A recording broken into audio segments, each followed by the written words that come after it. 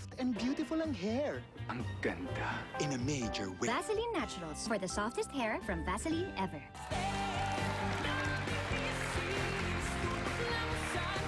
Hindi na lang iba sa mga magkakapatid ang hindi nila pagkakaunawaan paminsan-minsan dahil sa ilang issues na kadalasan nila hinaharap, lalo na kung ang mga magkakapatid na ito ay galing sa magkaibang pamilya. Ngayon, aalamin naman natin sa ating mga bisita kung naranasan na ba nila yung mga sitwasyon na bibigay natin sa kanila.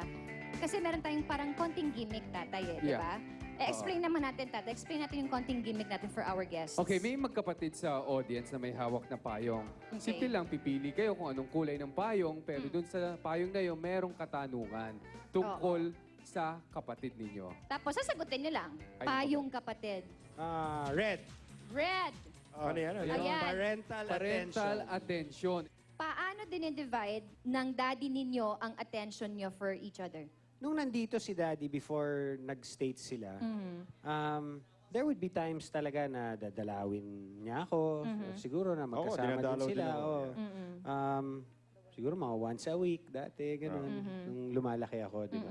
Hindi kasi si Dad kasi may bahay sa Baguio, hindi ba? So, nagkakataon lang siyempre nung time na yun, doon ako nag-aaral. So, he would come up to Baguio and he would visit me. He would bring me, naalala ko pa noon meron nung binigay si Dad sa akin, so si Tita Annabel na TV, Radio Wealth. Wow! Kung naalala niyo pa yun.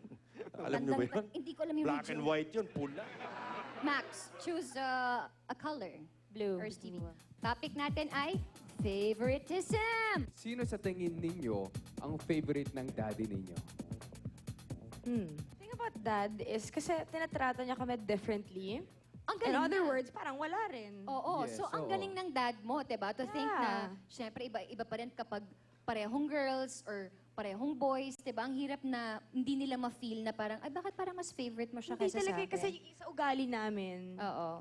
he really treats us the way, parang Parang swak. whatever works for each of Right, us. right. Okay.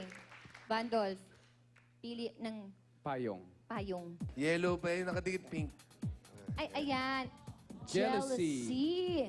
Was there ever a time na nainggit kayo sa isa't isa? Actually, wala talagang jealousy nangyari sa amin. Talaga? Mabuti yan, Wala? Wala talaga.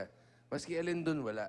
Anything na, maski example, wala talaga. Ang galing no, Okay tatay. sila talaga. Oo, okay talaga. Bongga, I love it na. Anyway, ano-ano nga ba ang mga pangyayari o mga moments sa buhay ng mga half-siblings nating bisita na sumubok pero nagpatibay sa kanilang kapatiran?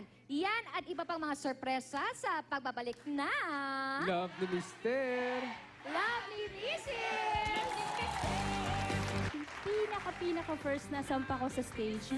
Hindi ko makakalimutan kasi talagang nanginig yung tuhod ko. Yung...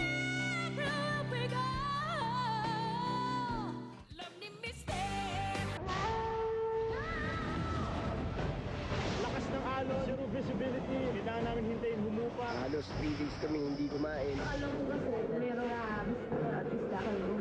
Pero wala eh. So parang